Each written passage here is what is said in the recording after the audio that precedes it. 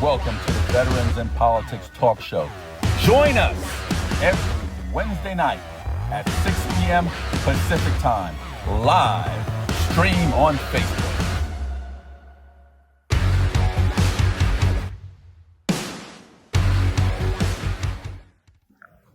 Welcome back to the joint Veterans Endorsement Interviews for Non-Judicial Candidates.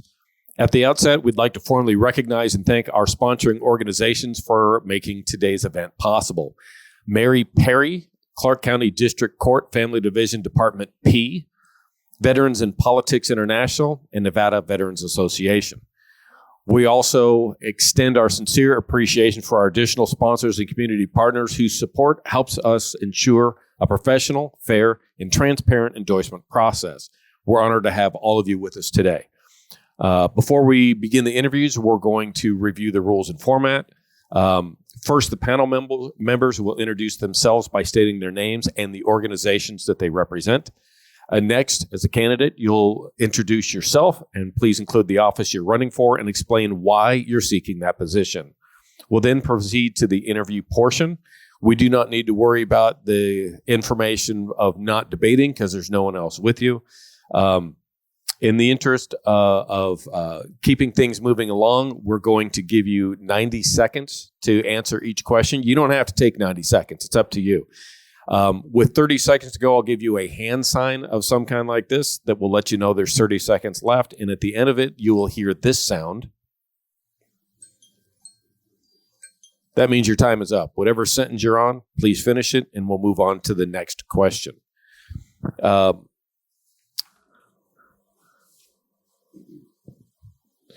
Once we have gone through all of the questions, we will shore the whole thing up, and we will give you 1 minute to make a closing statement and let us know, again, who you are and why we should vote for you. Do you have any questions? Okay, great. From here, we will start with introducing ourselves down at the end with TK. Hi, Cody. TK Crab. Devin Douglas, Veterans in Politics. Sue Christensen, Veterans in Politics. Bill Carnes, Nevada Veterans Association. Nathan Atkins, working with the Nevada Veterans Association. Sure. Cody Whipple, fourth generation Nevada cattle rancher, running in Congressional District 4, which is Lake Las Vegas out by Lake Mead, all the way up to Smith Valley, Nevada, which is almost all the way to Reno. I got to say, being a historian of Nevada, I love Smith Valley. It's really neat up there. It's a lot like our valley where I grew up as well. Are you in Nye County up there? Pahranagat Valley, Lincoln County. So Lincoln County. Pahranagat, Okay. Ash Springs area. Okay, So there's great. a lot of similarities with springs and then mountains. And good fishing, too. We have good fishing over by Pioche. Yep. Good. Well, Sunnyside too. Sunnyside's north in Nye County. Great. All right. Enough of that. Let's move on. TK, would you like to ask the first question? Thank you so much, Bill. Mr. Whipple, in CD4, the issue is not effort, it's opportunity. People are working, but the system isn't allowing them to get ahead. What will you do to change that?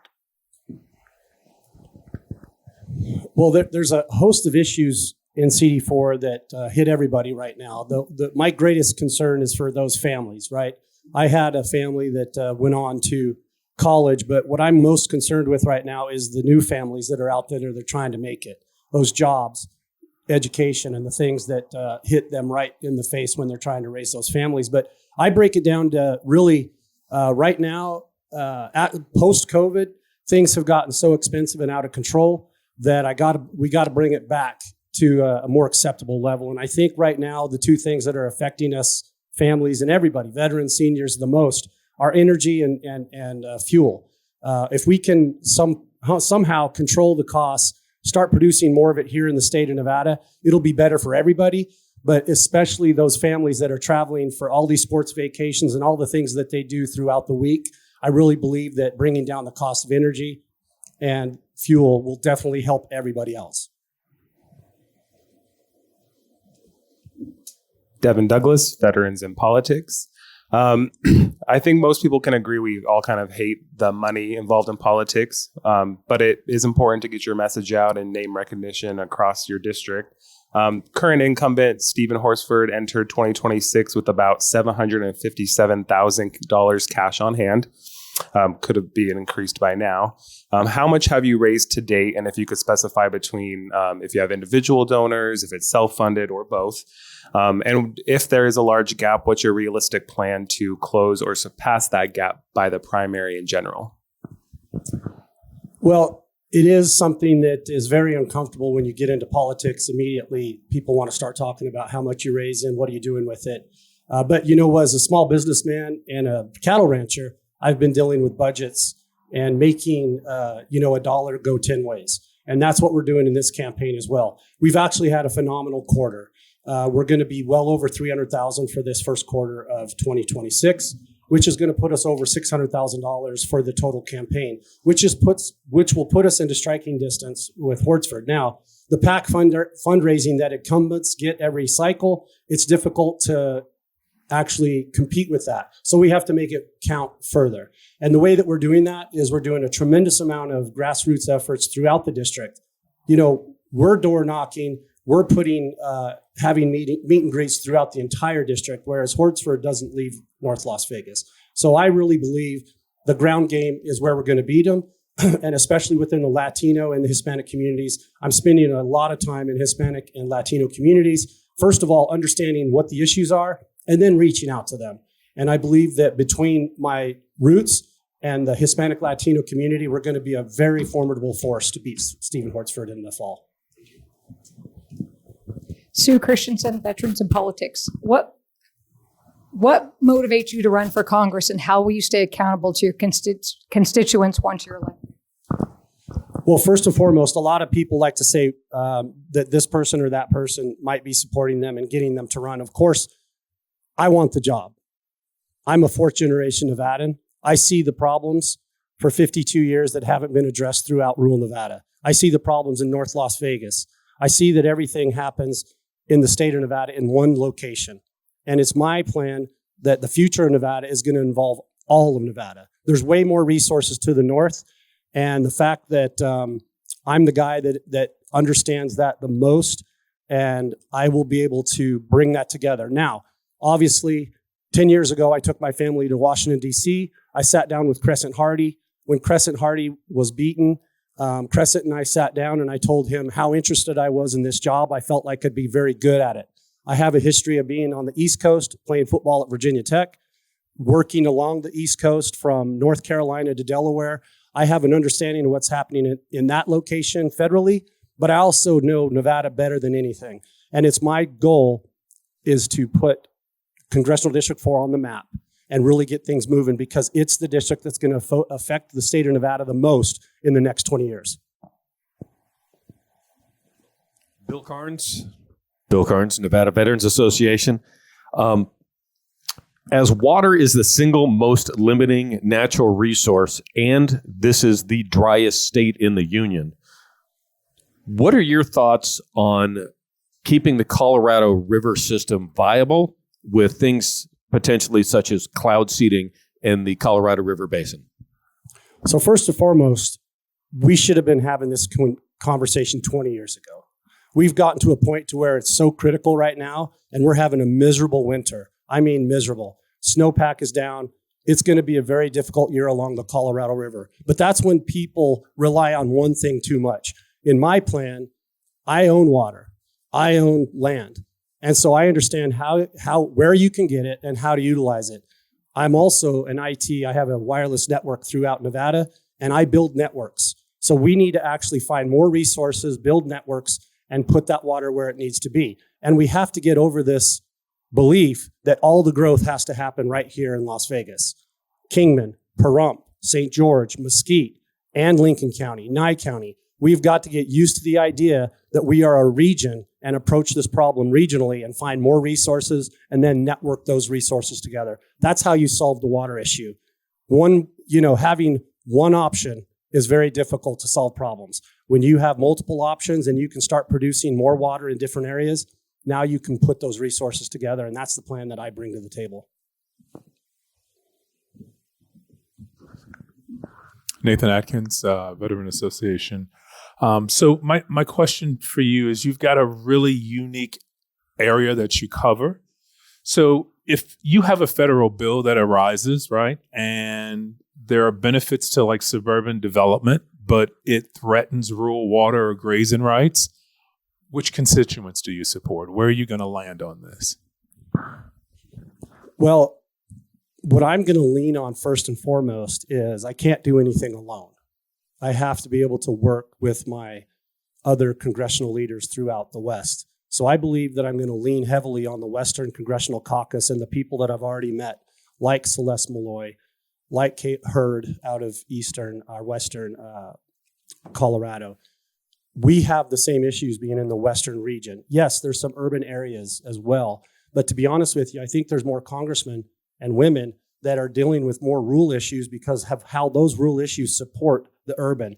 So in every situation, there's going to be pluses and negatives. And I, as a congressman, I'm going to have to work those out in those locations. Even at this point, Lincoln County and the city of Mesquite are across the border from each other. I need to make sure that they get along and that they both benefit from the projects that happen federally right there by them. So it's important that you know the players and the people that make things happen, and you get everybody to come to the table for the greater good of Nevada. Again, we have to start looking at the region and not just a single location. Everybody needs to follow. That's the future of Nevada for the next 20 to 50 years, is the entire district, not just one little piece of it. I hope that answers your question. TK Crabb, Veterans in Politics. Mr. Whipple, name one company, industry, or project you believe you can realistically help bring into District 4 and how you would do it. Well, there's a lot of opportunities. I kind of think of the lowest hanging fruit. The lowest hanging fruit to immediately create business and opportunity. I think the science behind Yucca Mountain is incredible science. I think we need to take a look at what nuclear power we can develop and potentially actually recycling. Instead of calling it a dump, call it recycling. I think the businesses that we lost in 2008 and beyond because all the scientists left Nevada was a big problem.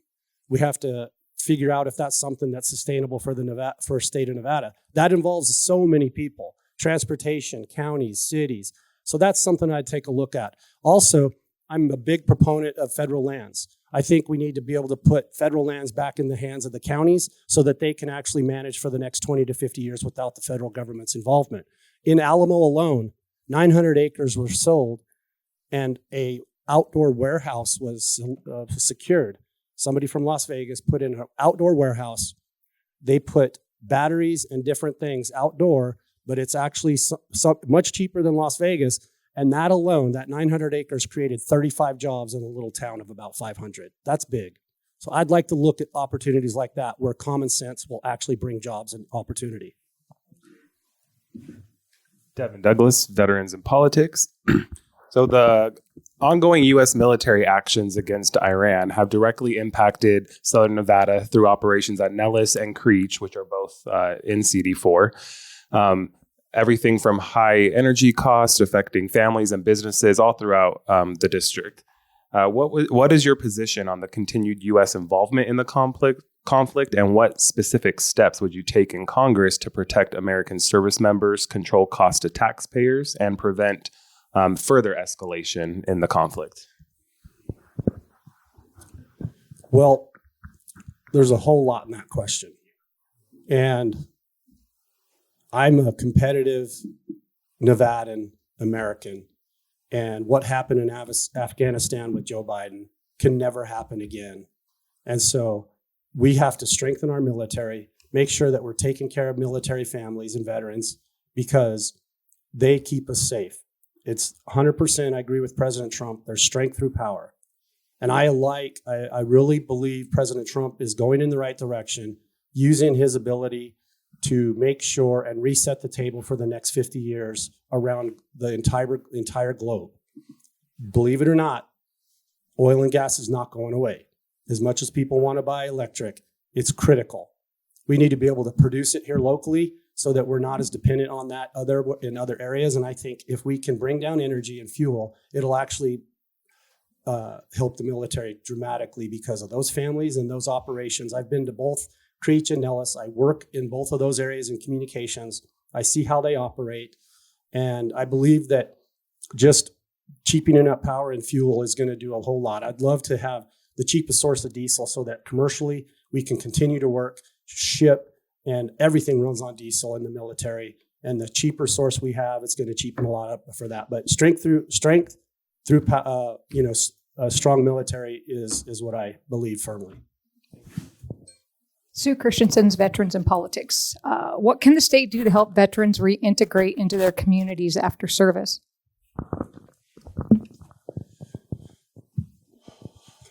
Well, the GI Bill is an amazing thing. And every veteran that serves their time should be able to utilize the GI Bill. Make it, and I know that it's based a lot on college and going and getting an education. And I'm not 100% sure, but I also think that it should be available for trades. There's diesel mechanics are making $180,000 right now. And not everybody's going to be a doctor or lawyer. So I think that supporting veterans when they come home or when they finish service, it definitely needs to be something that is more practical, because education, and I even talk with my daughters, students are horribly in debt. Lawyers that have went through law school are on making minimum wage. The old ways aren't working, and people need to have a path to being self-independent as quickly as possible. And I think giving them extra options would help. Now, I think that'll be a finish it. You've spoken a lot about energy. Nevada is, by law, the repository for nuclear waste. In fact, barrels of nuclear waste are being buried in Nye County out at the base of Yucca Mountain and have been for many years now. However, the big debate has been over the spent nuclear fuel rods, which power nuclear power plants across the country.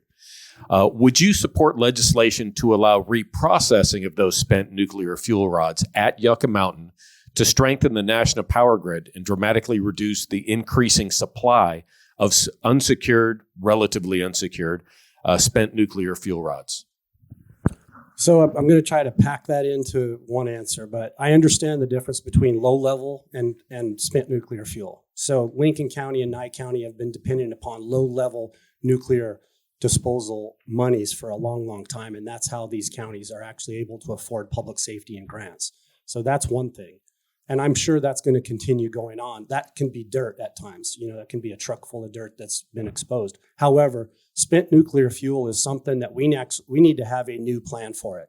And I'll be honest with you, I'm such a believer in it. My daughter's at the Colorado School of Mines and Nuclear Engineering.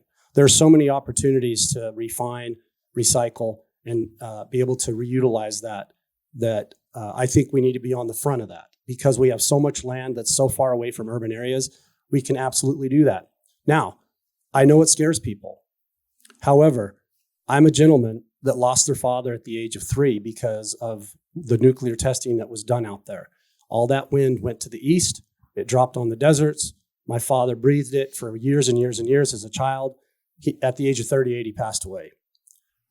What they did in the 50s is no longer happening. They're being much smarter about the project. I believe it's something that could benefit the state of Nevada tremendously. Having been educated in I was a pre-vet major. I did my time with physics and the sciences, and I feel like it can. I visited. The first thing I did in 2001 was visit the project in Yucca Mountain. I believe it's something that we should definitely take a look at. The science is great.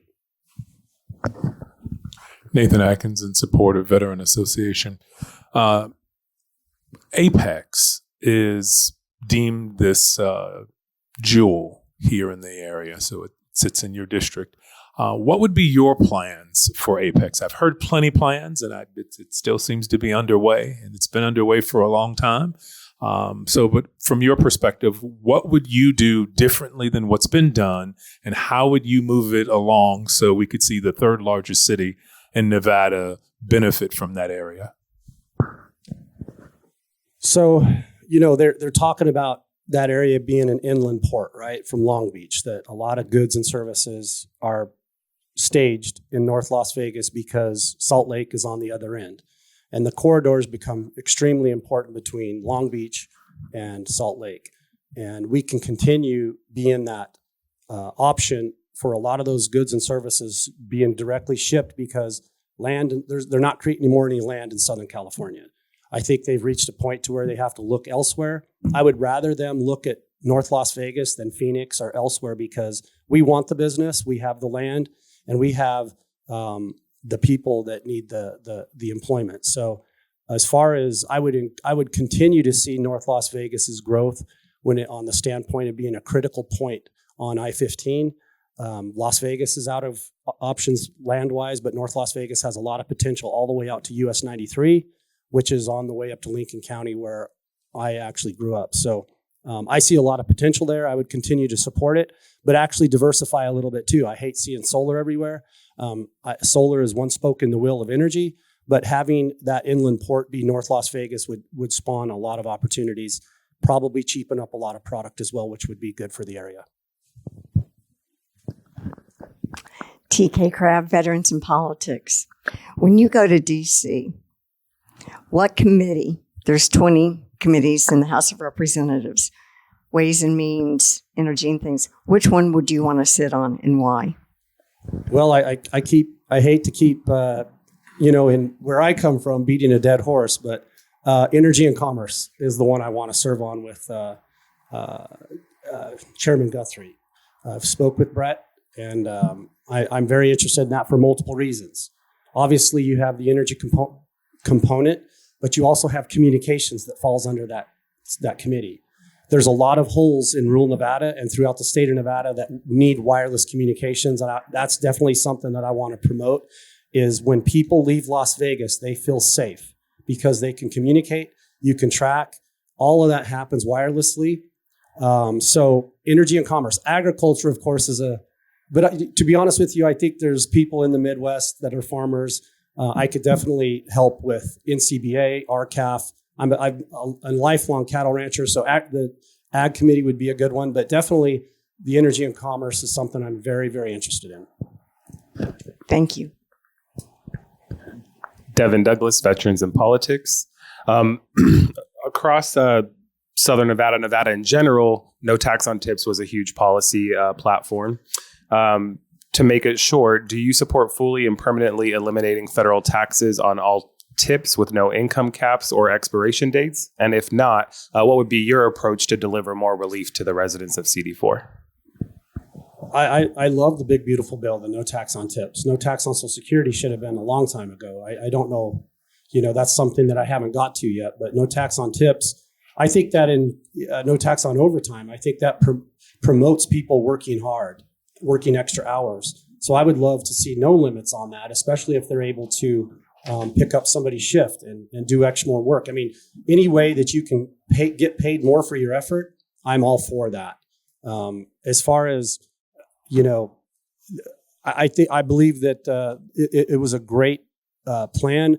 Every time I eat out a lot. Since our daughters went to college, I eat a lot. And so I spend time. I served at Applebee's when I proposed to my wife. That's how I paid for the wedding ring because I had 2 jobs. And so I enjoyed it. It's great work. It's a lot of energy. People love serving and waiting and valet. I mean, those jobs are a lot of fun because you're active. And so I would like to encourage more of that because Vegas is such a service-related industry. So no tax on overtime or tips. I think the more you want to work and get paid, I think you should be rewarded. Sue Christensen, Veterans in Politics. What will you do to address housing affordability in your district? Wow. I've tried to learn as much as I can about housing. And I've been told that any home within the Las Vegas Valley, the first $200,000 is just regulations, set up, hook connections. How does it take $200,000 to connect up a lot? Then interest rates at 6, 7, 8%. And then square footage, we're at what? $250 a square foot. Housing is getting out of control. I love Boxable. I think Boxable and their casitas are great. I love the small house idea. Unfortunately, I think we're encouraging families not to have children if we put them in small housing, but it is a place that they can start and build some equity. But as far as bringing the cost of living down, I think what I believe we just had, we're looking at it, or we did, but taking corporations out of buying a lot of homes will definitely help. I don't think corporations should be buying homes. And if they do, it needs to be a certain number, 50 to 100, but not this 1,000, 2,000, 10,000. That is unacceptable. Homes are for families. Homes are for people that want to have a family. And if they're limited on square footage, I think you're going to see our population continue to just drop. And I think it's important that we make a place where families can grow and have jobs and careers, and housing is a big part of that. Social Security in the United States has long been thought to have a trust fund that people pay into. The fact is, it is a line item that is established in the national budget each year, and the concept of the trust fund actually doesn't hold true.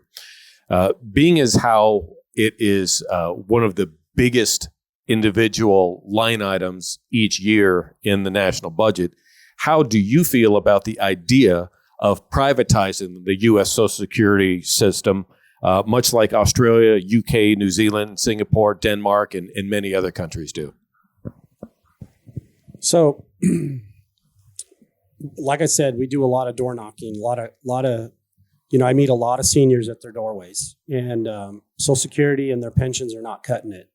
So obviously we need to look at every option to see what's going to be the best for, I'm a big planner. I'm a big believer in planning for the future. If we're dealing with things year to year, it's going to be very difficult to find a solution. So what I'll tell you, I'm very willing to listen to as many experts, committees on how to handle Social Security. Sitting here right now, I can't tell you what I would vote on. I can't tell you what the best plan is. I know there's a problem because I listen to people every day when I talk to them. Nathan Atkins, representing the Nevada Veterans Association. So when I came here, probably about a decade or so ago, I looked at the state and said, well, 75% of the state sits in Clark County, right? 94% of the state sits in Washoe County and Clark County. I think there's 13 total counties in this state that make up 6% of the population. And I said, well, why has no one's ever figured out halfway between Reno and Las Vegas, which is roughly Tonopah, and developed another city that's got a couple 100,000 people so that the state can grow bigger, more universities, more research, more funding? If you were to go to Congress, how would you use federal dollars? Because if you look east, Virginia has a lot of military bases. They get a lot of funding. Florida gets a lot of government funding, NASA research. How would you help our state grow so we can become more competitive versus staying in the situation where we're in, where two counties basically comprise most of the state and the rest of the state is pretty much at the whim of those two counties? Well, I mean, people move around because of the availability of jobs. And Nevada has always been feast or famine, regardless of what year. I mean, we could talk about 1800s, 1900s, and people move for jobs. And Tonopah is one of those stories. I remember Tonopah being a very big city growing up. And I actually used that one time in a speech where, you're from a small town when you think Ely and Tonopah are big cities, right? So, but the mining industry in Tonopah, the agriculture industry in White Pine and Lincoln and Elko, those industries are losing folks, right? Because mining is becoming more mechanical. Same with agriculture. We want people to be spread out and to have opportunities, but we got to find those, those jobs that can actually provide for the services and the lifestyles that people want when they move into the rural. Obviously, it's a great place. Hunting, hiking, you got a lot of freedom out in those areas, but you got to have a job. So I'd really look to projects like Yucca Mountain potentially to provide more families moving into Tonopah, Lincoln County, and to some of those surrounding areas, but we got to have a good employer. I'd like to see the mining operations that are generally licensed federally come back to the county level so that we're not being sucked for our resources and they just fly away. I'd like to see the resources actually benefit the areas, hospitals, schools, roads. And so to me, I think it's how we manage the state. and the control of getting those federal lands back to where we can benefit from them.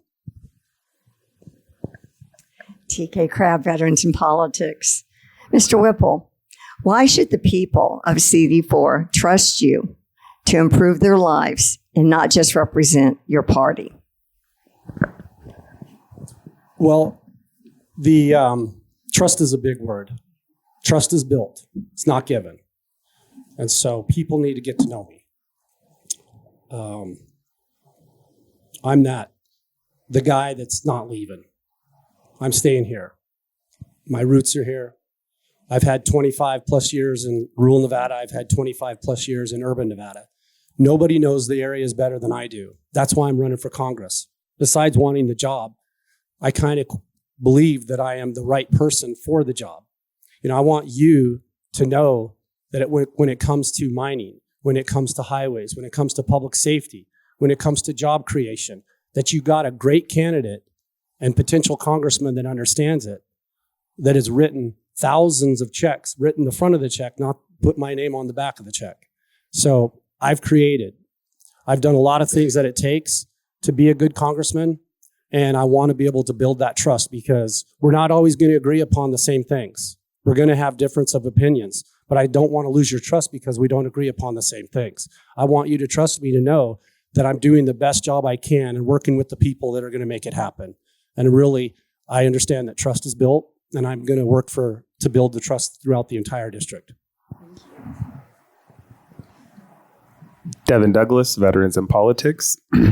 So CD4 is obviously a very diverse district, which includes vastly fast-growing North Las Vegas communities, vast rural communities like Nye and Lincoln.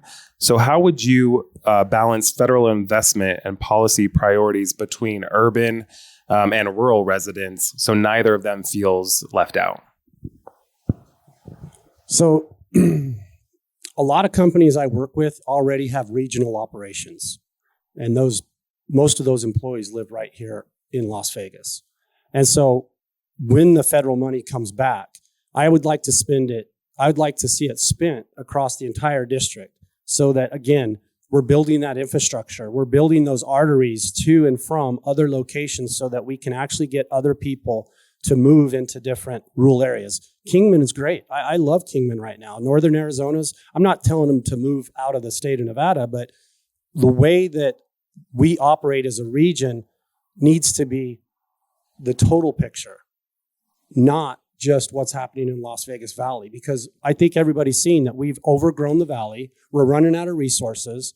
And when that federal money comes back, we need to make sure that we're actually taking care of the region as much as we're thinking about the local area, because this local area is going to depend upon the regional business, the highways, the infrastructure, the communications. Those companies are all based out of Las Vegas, and they're already doing business in Phoenix and St. George. So if we have better routes and better, safer roads, I think you'll see Vegas continue to grow. Just start doing a little bit more work outside of the Las Vegas Valley. Sue Christensen, Veterans in Politics. I'm from Colorado, a ranching community. What would you do to support and encourage young people to pursue careers in ranching and agriculture and to keep family ranches viable for the next generation versus it going corporate? I lived that. I don't know if I would encourage them to stay in agriculture. I'll be honest. I've leased because I'm running for Congress, I've leased our 2 ranches together to a Nevada family that wants to stay legacy Nevada cattle ranching family. And so I pride myself in helping that family while I'm not running it so that I can support them. But agriculture is very difficult. The BLM controlling the federal lands and all the grazing rights, that's a year-to-year prospect. You can never guarantee too much. I'm going to mention a word here that upsets a lot of people, but Mustangs.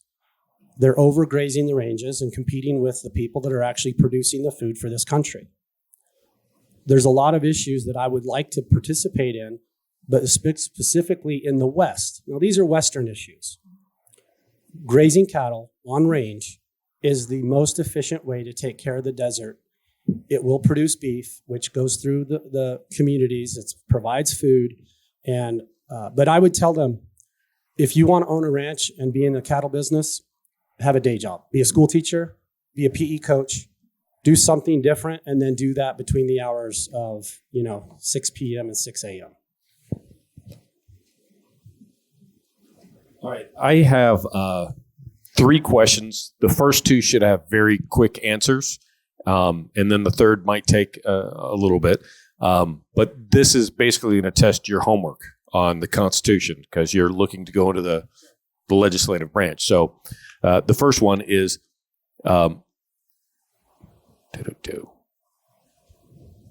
what section? You know, William Whipple signed it, right? The Declaration. So we've got some history back there. Well, okay. Let's see if your namesake actually carried on. So we'll find out in a moment if you should have mentioned that. So which section of the Constitution defines the creation and authority of the legislative branch? Pass. Say that again.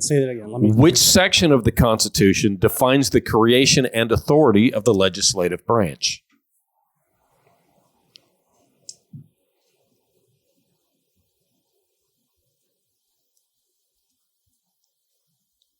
Question 2.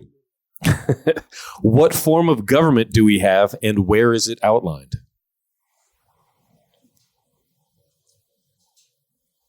Well, I'm trying to think here between the Constitution and Bill of Rights, but I don't want to answer it with something that is incorrect. So. Yeah, the answer is not in the Bill of Rights. It's in the Constitution. Okay.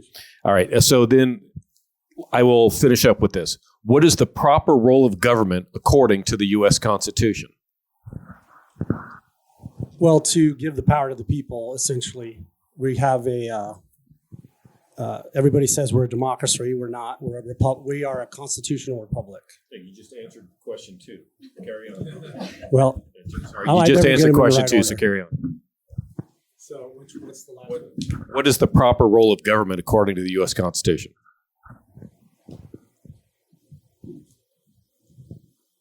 Proper role of government. I would have to go back to my government class and read through it again. I'm a business guy and a cattle rancher. My brothers are lawyers. I'll check in with them. Okay.